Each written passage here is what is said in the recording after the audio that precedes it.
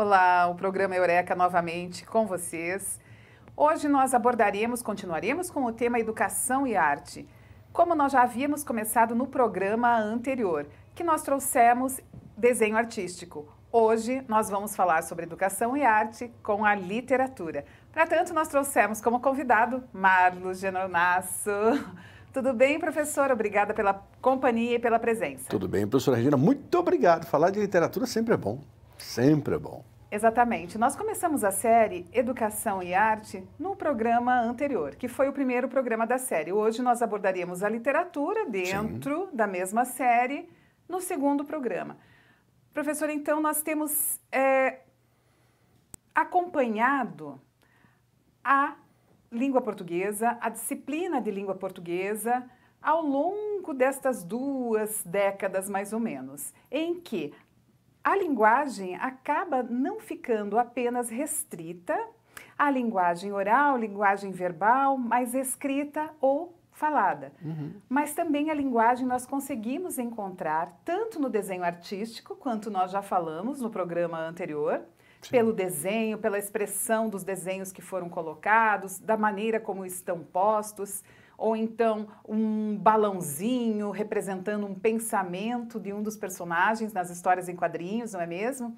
Até mesmo pela escolha das cores na história em quadrinho. Tudo isso está nos apresentando a linguagem. Com relação à literatura, nós também temos acompanhado que nas últimas décadas tem colocado a literatura, o romance, o conto, de uma outra maneira, numa outra apresentação de linguagem. Por exemplo, nas peças teatrais, muitas das obras literárias foram colocadas também a mesma narrativa em peças teatrais. Debates escolares também, usando um tema de uma narrativa, e também nós temos a forma como tudo isso é colocado em outras situações, no cinema, por exemplo, até mesmo inspirando algumas das produções de novelas das TVs. Eu gostaria que você comentasse um pouco todo esse movimento da linguagem. É a palavra, né, professora Regina? A palavra. Eu falei há pouco, na inserção inicial, na apresentação, na saudação, que justamente falar de literatura é bom. Falar sobre literatura também é a magia da palavra. São preposições. A arte da palavra já foi defendida historicamente por muitos que compreendem que a palavra transcende aquilo que ela mesma traz como um sentido para um sentido para outro. Drummond definiu isso muito bem.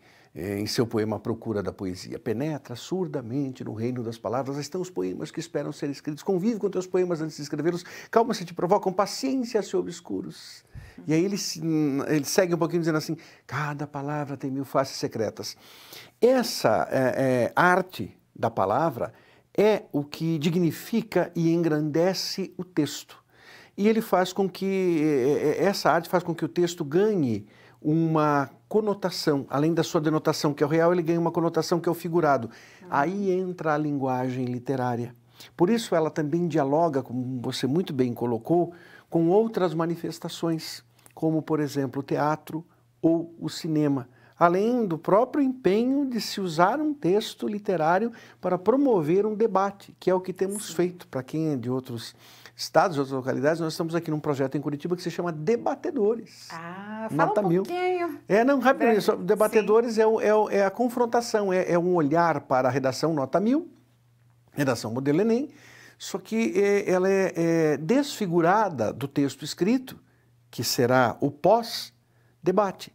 No debate, em 4 momentos, o aluno é instigado a pensar na introdução, no desenvolvimento, mas em forma de réplica e tréplica, que na verdade constituem a tese e a sustentação da tese, e no último momento o aluno é solicitado, é instado a fazer uma consideração final, ou seja, o fechamento.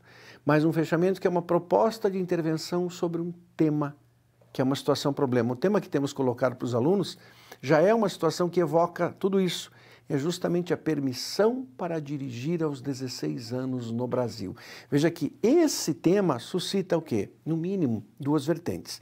favoráveis, Sim. contrários. E aí começa o debate. Caso contrário, não haveria debate, se nós não tivéssemos Justamente. ideias opostas, divergentes. E são bem opostas, professora Regina. Nas escolas eu tenho vivenciado isso.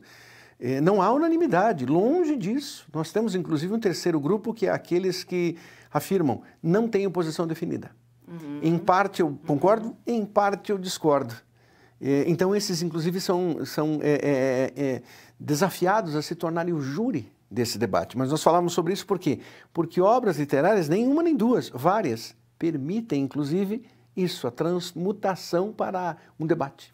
Um debate, e também as escolas, nas últimas décadas, têm colocado essa linguagem da literatura, que também é artística. Sem dúvida. Tem colocado isso, feito a adaptação, inclusive pelos próprios alunos, a adaptação para uma peça teatral. É comum, inclusive, que isso aconteça, porque para muitos é uma maneira de entender os três grandes gêneros. Os três grandes gêneros são o lírico, o narrativo e o dramático, dentro do espectro maior da literatura. Sim. E as obras se concentram assim, mas não é só nesse momento. Há obras que conseguem transcender esses gêneros. Eu cito, por exemplo, Morte e Vida Severina, que é uma obra solicitada, por exemplo, para quem é do Paraná, pela Universidade Federal do Paraná. A UFPR cobra esse livro como leitura obrigatória, Morte e Vida Severina. E Morte e Vida é lírico e é dramático.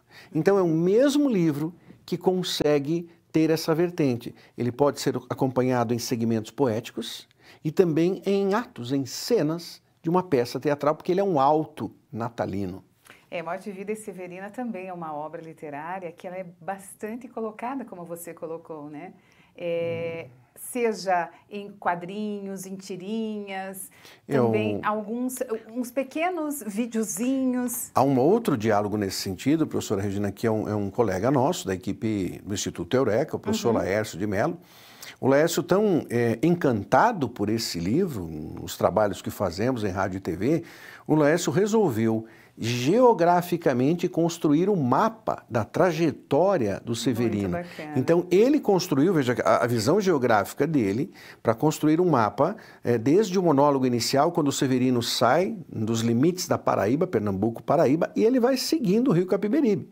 E o professor Laércio faz esse itinerário dele até chegar no Recife. Logo, nas aulas de Ciências Humanas e Geografia, ele toca nesse assunto. Como alguém de Sociologia pode fazer o mesmo, como alguém de Filosofia pode fazer o mesmo, como alguém de Biologia pode fazer o mesmo. Aí é que está, e você citou muito bem, a transcendência da linguagem literária. A transdisciplinaridade. Sim, sim. Através da linguagem. Exatamente. Bom, nós vamos voltar então para a literatura, que é a literatura, o foco do programa de hoje, que tem como tema Educação e Arte, Literatura.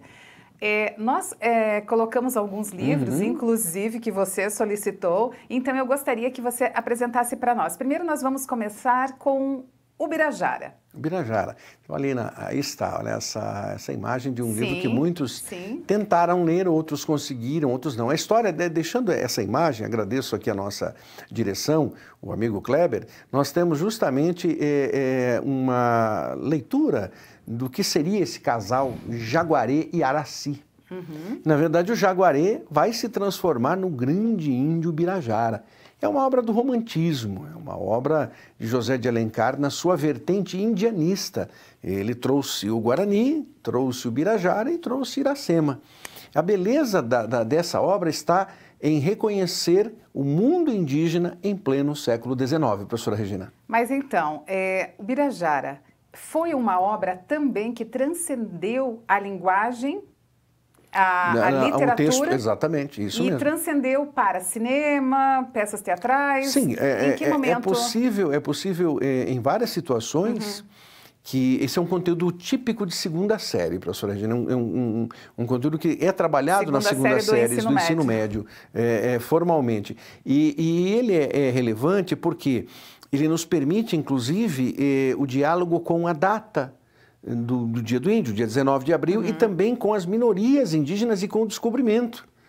Então, ele transcende o seu próprio valor porque é a única obra de toda a nossa literatura que é exclusivamente indígena, que não traz heróis brancos.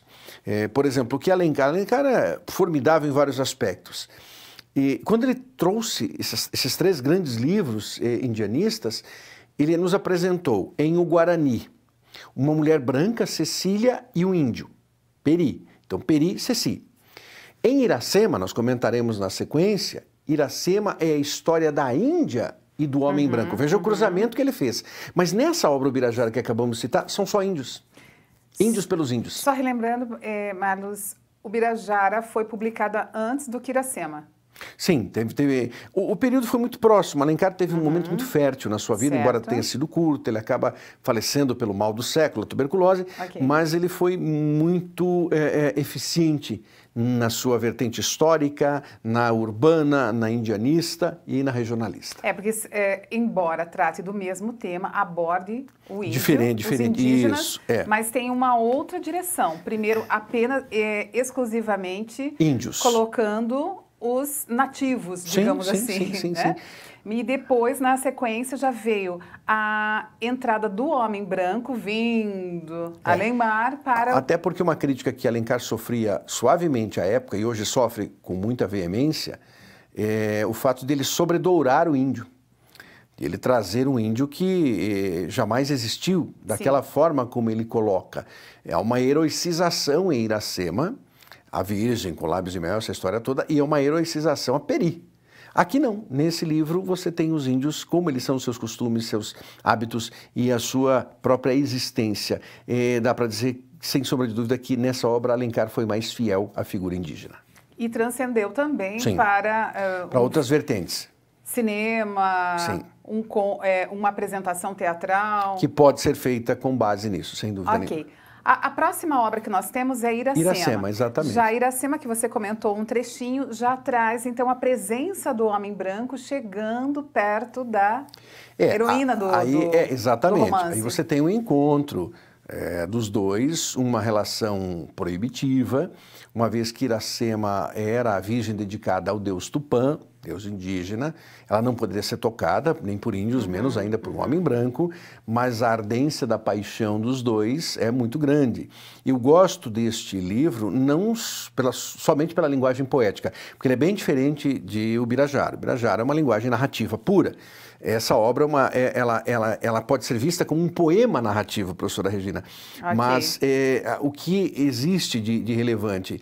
A figura da mulher rompendo padrões. E isso Alencar faz no século XIX, porque Iracema rompeu. Ela, ao aceitar o amor, ela abandona a família, ela abandona o seu emprego, o seu trabalho, a sua fama, a sua notoriedade, ela abandona absolutamente tudo, porque ela diz, esse é o meu amor. E desse casal, o fruto será o filho do sofrimento, o menino Moacir. O filho das dores, como alguns trazem na tradução. Quem viaja para o Ceará, para Fortaleza em especial, sabe muito bem disso ao encontrar a praia de Iracema e ter ali os monumentos que fazem alusão à obra de José Martiniano de Alencar. E que nós também precisamos ressaltar que essas obras foram colocadas principalmente a Iracema com características bem próximas ou pelo contrário, características profundas do romantismo, no romantismo brasileiro, em que havia essa busca, a romantização por uma relação amorosa. A idealização, né? Ela é idealizada, o hálito dela era de baunilha. Então, diz assim, hálito de baunilha, era o hálito dela, né? Ela era grácil, era tudo que você possa imaginar de belo, os cabelos muito negros como as asas da graúna. Então, há um sobredourar a figura, não só a figura da Índia, mas a da mulher, que era esse objetivo maior. No entanto, ela mostra força, porque o primeiro contato com Martim, que é o homem branco, ela dá uma flechada nele, atira no rosto dele, pega a flecha, não tem dúvida. Ela também mostra, e essa ousadia, essa audácia a fez romper com tudo. É uma belíssima obra. Os que não leram deveriam ter esse mergulho na obra. Claro, guardando essa proporção que a professora Regina mencionou. É uma obra romântica. É uma obra romântica, mas mesmo assim já tem a mulher como libertando-se de alguns costumes e hábitos de onde ela estava, de onde ela cresceu, né, na aldeia indígena, mas ela foi em busca da realização do seu amor. Então, o que a incentivou, o que a lançou foi a busca por esse amor, pela idealização do amor. Também, porque ela, no Homem Branco é tudo que ela não imaginava, mas foi tão forte que ela se rendeu a esse amor. E também tem outra característica romântica no filho de ambos, né? Do Sim. Homem Branco e da Iracema, o Peri. Não, o Peri é do Guarani, o menino é Moacir. O Moacir, Isso, exatamente, Moacir. exatamente. Isso. A partir daí, ele é essa figura, essa característica do sofrimento, também uma característica do momento da literatura, que era Sem dúvida. o romantismo. Perfeito. E ele é filho do sofrimento porque ele nasce de uma relação completamente proibida, mas que efetivamente foi muito bem construída. Então é a genialidade do chamado pai do romance brasileiro, que é José de Alencar. Né? Interessante também, Marlos, que nós encontramos aí ao longo das produções literárias e também nós podemos colocar como algumas obras cinematográficas que ainda possuem algumas características desse romantismo, não é? Uma das vertentes, busca do grande amor. As pessoas que procurarem filme, forem ao YouTube para procurar o Iracema, não vai encontrar puro, vai encontrar uma história diferente. Tome cuidado, é uma releitura. Da obra. Então, só deve-se ter cuidado nisso, é uma releitura. Senão, há um choque também entre o cinema e a literatura. E não é bem você não verá a reprodução e nem eu imaginei que era assim, agora não é. Não, a literatura é que faz imaginar. Nós não podemos esquecer, avisando aí os estudantes, né, principalmente, que a obra cinematográfica foi construída a partir do imaginário do diretor, exatamente, do roteirista, e que não é o mesmo da obra literária. Marlos, nós vamos fazer um pequeno intervalo e já voltamos, e no segundo bloco nós continuaremos analisando então os textos literários que foram expressão da literatura brasileira. Já voltamos.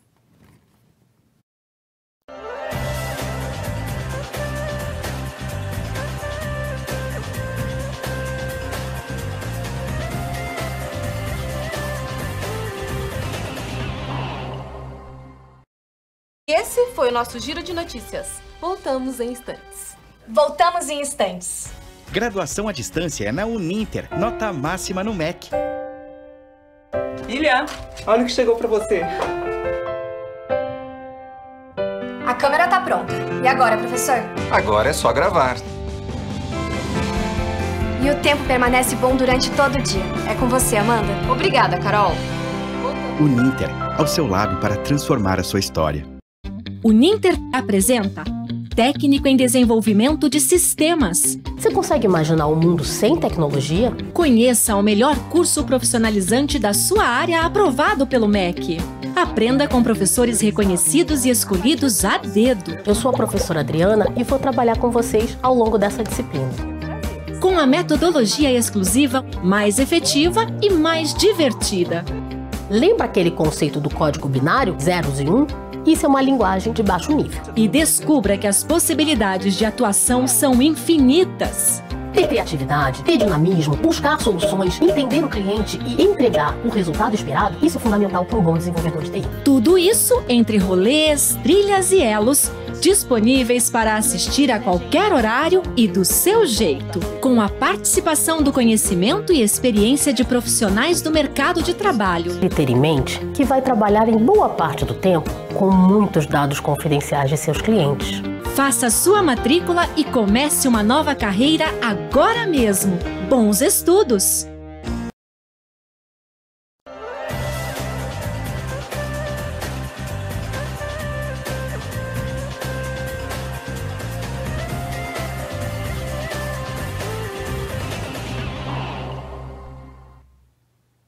Voltamos para o segundo bloco do programa Eureka. Estamos trabalhando com o tema Educação e Arte. Hoje trazendo a literatura, a linguagem literária e de que forma também esta linguagem transcende para outras obras artísticas. No primeiro bloco nós estávamos falando sobre como os romances do romantismo brasileiro, isso.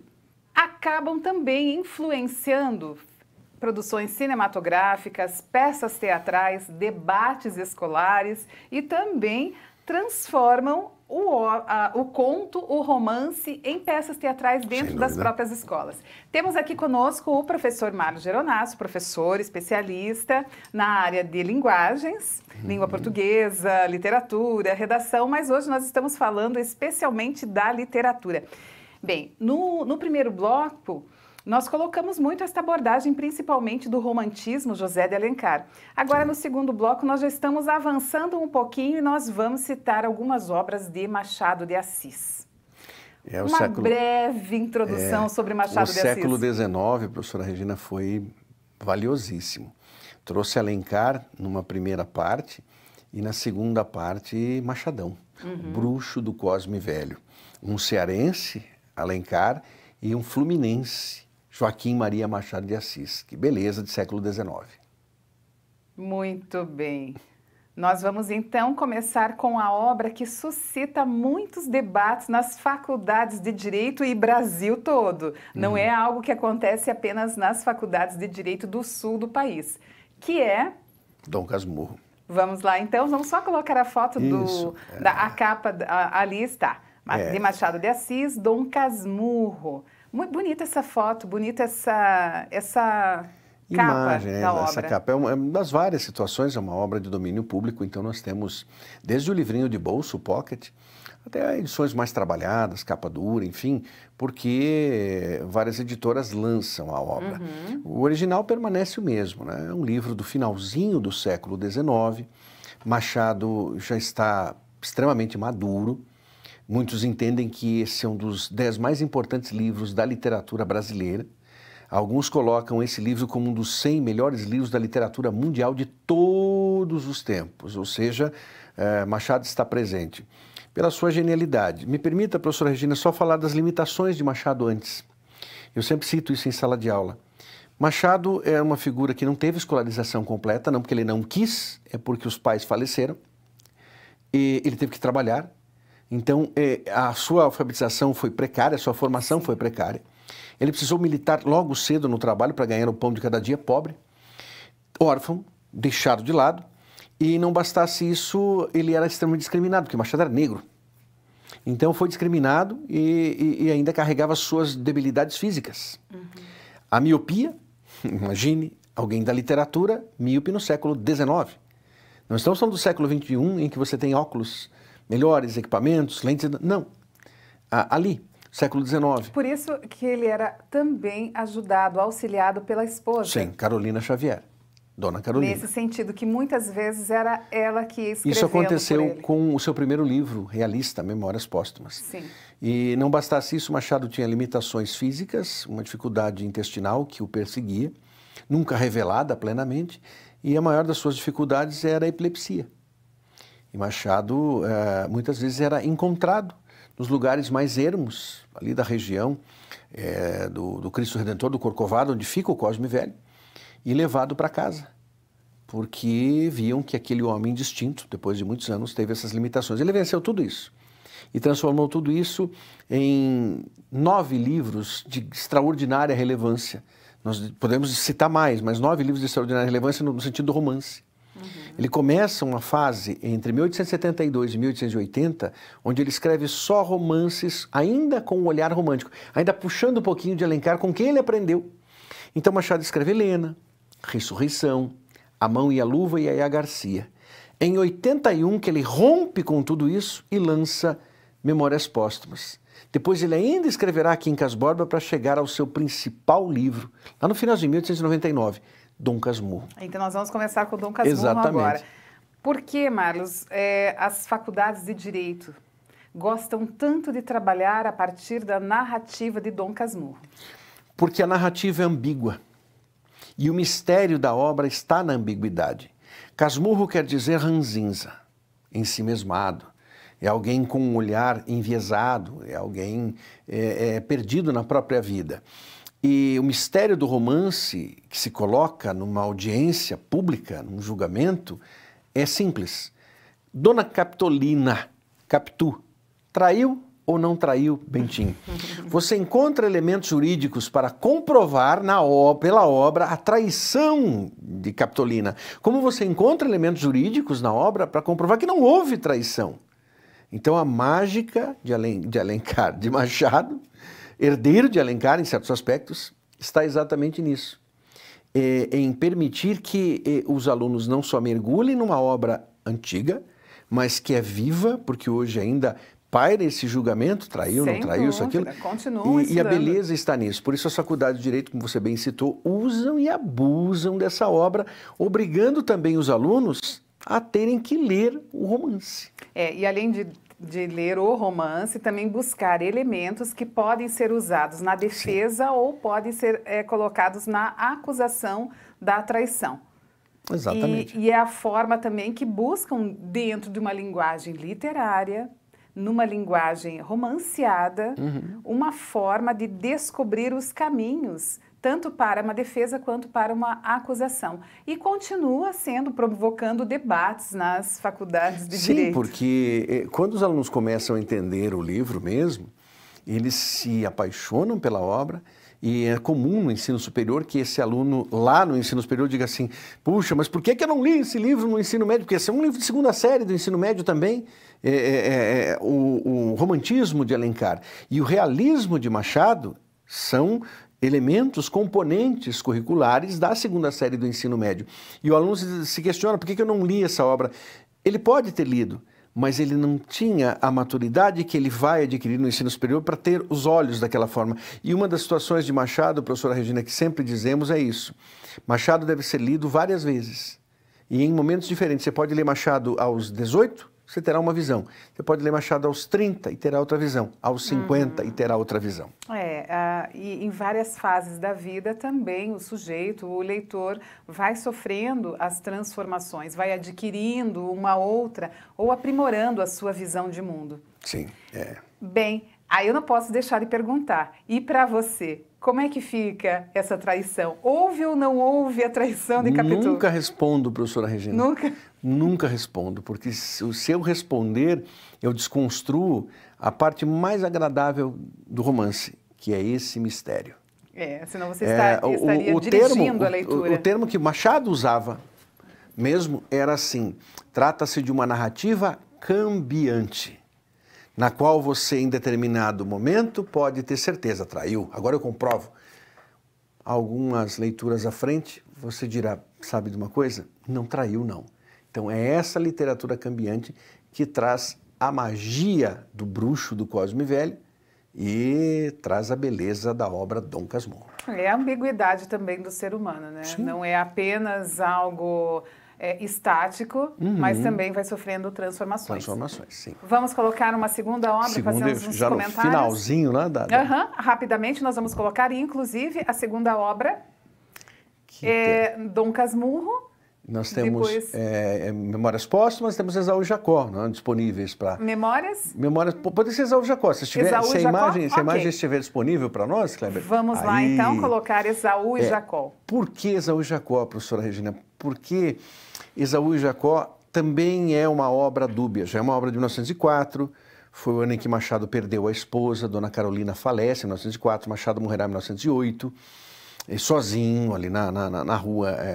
Hoje a casa dele é um restaurante, um pequeno restaurante, se chama Assis, pertinho você pode caminhar até o Corcovado, ali desse local, que é um mini centro comercial. E essa obra traz a impossibilidade de convívio entre monarquistas e republicanos. É o único romance político de Machado de Assis. E a beleza desse livro está justamente nisso. De um lado, você tem a figura de um médico respeitabilíssimo, que é um monarquista, é um tradicional. Você pode dizer, inclusive, que ele é ligado à direita. Do outro lado, você tem um advogado chamado Paulo, já mais moderno, mais voltado a uma situação de modernidade, inovador, e este Paulo é alguém de esquerda. Então, as duas vertentes se encontram numa contínua disputa para saber quem tem primazia. Isso será levado ao Congresso Nacional, inclusive. Haverá um pequeno momento em que eles ficam em paz por causa da mãe, que insiste que os dois caminhem juntos, mas isso é impossível, porque há também a figura de uma mulher que surge para separá-los ainda mais. Flora é um outro elemento de repartição. E quando alguém termina esse romance, você tem uma certeza. Do ponto de vista político, republicanos e monarquistas jamais conviveriam. Lembre-se, essa obra é de 1904. Em 1899, nós tivemos a proclamação da República. Porém, ainda existia toda essa crítica dos dois lados. E só para concluir, o capítulo da padaria é bem claro isso, porque ele ficava ali na dúvida se ele colocava a tabuleta, né? Padaria da República ou padaria da monarquia. Por que ele não poderia colocar nenhuma nem outra? Porque se ele colocasse padaria da República, os monarquistas não pisavam ali, não pisariam ali. Se ele colocasse padaria da monarquia, os republicanos diriam, fecha esse negócio aí. Então o senhor Custódio, que era o dono da padaria, ficou nesse dilema. O dilema é a obra. Muito bom. Para nós encerrarmos o programa de hoje, Marlos, indique para nossos estudantes, de todas as obras que nós citamos hoje no programa, por onde ele deveria começar. Você deveria começar pelo mais instigante de todos, Dom Casmurro. Embora a linguagem seja um pouquinho carregada. Vai se adaptando. Muitas vezes temos que instigar o nosso paladar. Muito bom. Agradeço mais uma vez a sua participação, a sua presença. Encerramos o programa Eureka por aqui, mas continuaremos com a série Educação e Arte na nossa próxima edição. Até lá!